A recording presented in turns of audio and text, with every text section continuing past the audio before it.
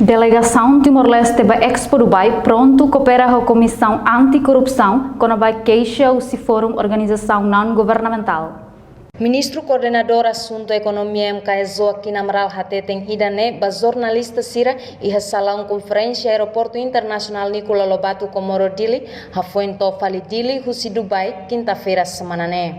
Ami pronto qualquer tempo a coopera, vai sa programa det mak sociedade civil precisa clarificar, a nós nela rebotira, sira ni direito a retang informação. Nebe ami pronto para a situação.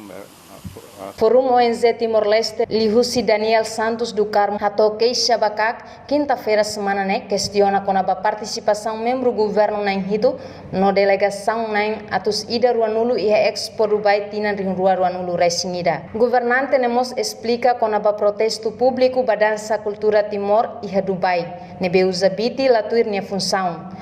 Sim, bitine instrumento ida nebe ni material nebe halo he Timor, ni skill Timoran sira mak halo, ni utilização nemos laos ba iha fins ida de hodi tobade. Hodi hang, hodi samahare, hodi halo buat toto. Nebe hanu Timoran hodoto nebe hanoin kata biti hodi tobade, hanoin ni femai Timor kare.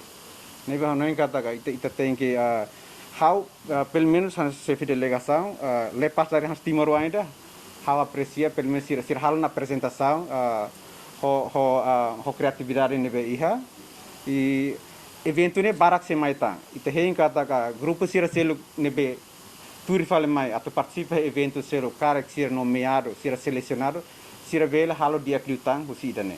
Reportagem Ada Xavier, Zermandina Xavier, Televisão Timor Post.